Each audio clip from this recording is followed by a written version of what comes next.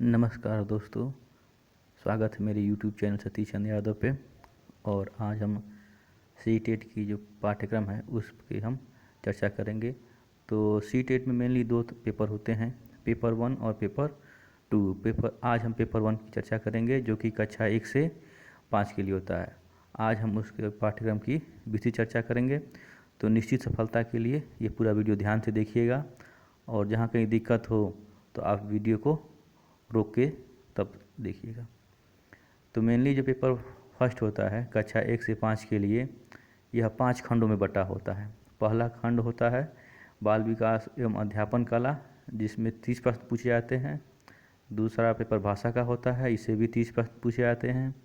तीसरा पेपर भाषा का होता है, इससे भी 30 प्रश्न पूछे जाते हैं। चौथा पेपर गणित का, इससे भी 30 प्रश्न। और पांचवा जो पेपर खंड होता है वो पर्यावरणीय अध्ययन, इससे भी 30 प्रश्न पूछे जाते हैं। इस प्रकार पांचों खंडों से 30-30 नंबर के सवाल पूछे जाते हैं और कुल 200 प्रश्न पूछे जाते हैं। तो अब देखते हैं इसके पाठ्यक्रम के बारे में। तो जो पेपर 1 का यानी पेपर फर्स्ट का जो पाठ्यक्रम है कक्षा 1 से 5 के लिए, उसमें जो पहला खंड है हमारा बाल विकास एवं अध्यापन कला, इससे 30 प्रश्न पूछे जाते हैं। इसमें जो है इसके भी दो खंड होते हैं। एक पहला खंड होता है बाल विकास, जिससे 15 प्रश्न पूछे जाते हैं।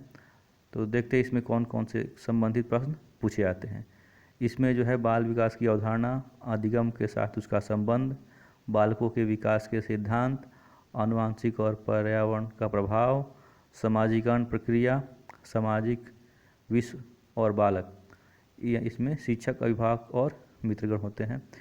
उसके अलावा पाइगेट, कोलबर्ट और वाइल्डोस्की निर्माण और विवेचन संदर्भ, बाल केंद्रित और प्रगामी शिक्षा की अवधारणा, बौद्धिकता के निर्माण का विवेचन संदर्भ, बहुआयामी बौद्धिकता, भाषा और चिंतन, समाज कार्य के रूप में लिंग, लिंग भूमिका, लिंग पूर्वाग्रह और शैक्षिक व्यवहार, शिक्षार्थियों के मध्य व्यक्तिक विभेद, भाषा, जाति, लिंग, समुदाय, धर्म आदि की विविधता पर आधारित विभेदों को समझना, अधिगम के लिए मूल्यांकन और अधिगम का मूल्यांकन के बीच अंतर, विद्यालय आधारित मूल्यांकन, सतत एवं व्यापक मूल्यांकन, संदर्भ और व्यवहार, शिक्षार्थियों की तैयारी के स्तर के मूल्यांकन के लिए कक्षा में शिक्षण और विवेचित चिंतन के लिए तथा शिक्षार्थियों की उपलब्धियों के लिए उपयुक्त प्रश्न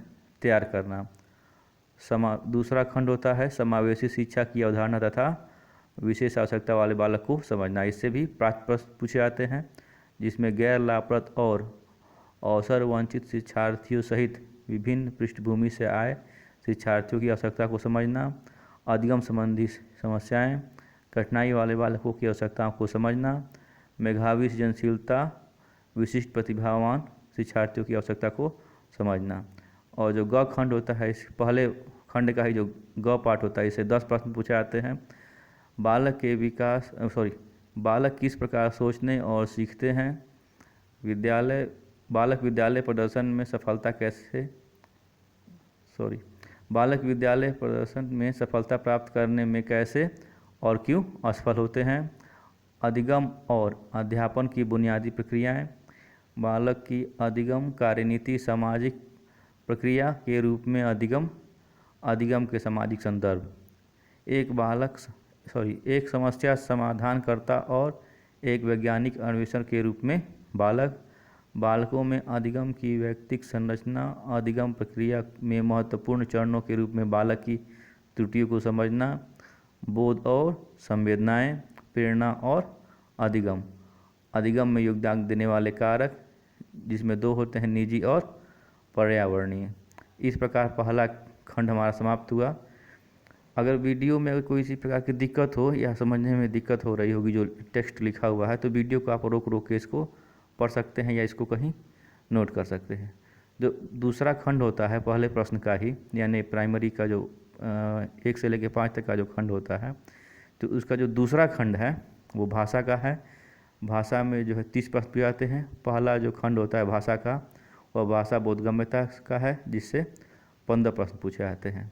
इसके अंतर्गत पठित अनुदेशों को पढ़ना, 2 अनुच्छेदों, एक गद्य अथवा नाटक और एक कविता जिसमें बोधगम्यता, निष्कर्ष, व्यवहार और मौखिक योग्यता से संबंधित प्रश्न हो गए। गद्य अनुच्छेद साहित्य, वैज्ञानिक, वर्णनात्मक अथवा तर्कमूलक हो सकता है।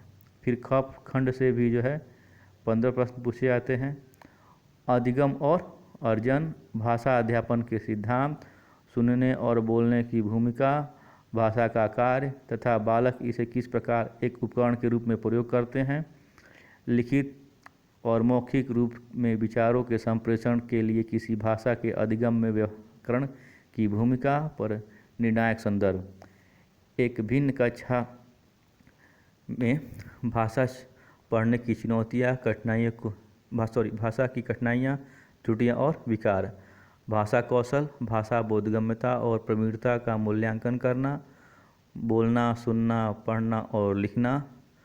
अध्यापन अधिगम सामग्रियों, पाठ्य पुस्तक, मल्टीमीडिया सामग्री, कक्षा का बहुभाषी संसाधन, उपचारात्मक अध्ययन।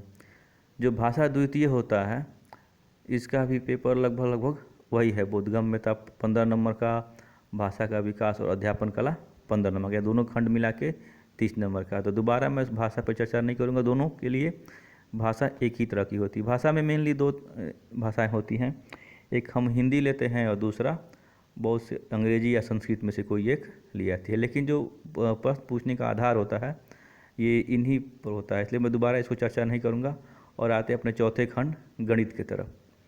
गणित की जो प्रश्न है, पहला जो है खंड होता है विषय वस्तु। विषय वस्तु का मतलब कि इससे जो सवाल पूछे जाते हैं वो डायरेक्ट गणित के प्रश्नों से ही पूछे जाते हैं। तो इसमें 15 प्रश्न पूछे जाते हैं विषय वस्तु से, जिसकी विषय वस्तु से जो 15 प्रश्न पूछे जाते हैं वो ये है: ज्यामिति, आकार और स्थानिक समझ, हमारे चारों ओर विद्यमान ठोस पदार्थ, संख्याएं, जोड़ना और घटाना, गुणा करना, विभाजन, मापन, भार, समय, परिमाण, आंकड़ा प्रबंधन, पैटर्न, राशि। जो ख खंड होता है इससे भी 15 प्रश्न पूछे जाते हैं, जिसमें अध्यापन कला संबंधी प्रश्न, यानी इसमें जो है आपकी तर्क शक्ति और आपकी पढ़ाने की सीख संबंधी प्रश्न पूछे जाते हैं। जिसकी पाठ्यक्रम होता है गणित, तार्किक चिंतन की प्रकृति, बालक के चिंतन और तर्क शक्ति, पैटर्न तथा अर्थ निकालने और अधिगम की कार्यनीति को समझना।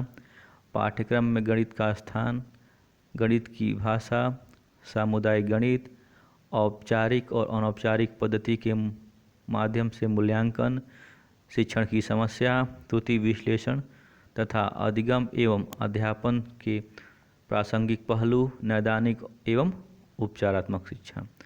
जो अंतिम खंड होता है इसका पर्यावरण से भी 30 प्रश्न पूछे जाते हैं, जिसमें 15 प्रश्न जो है इसकी विषय वस्तु से होते हैं।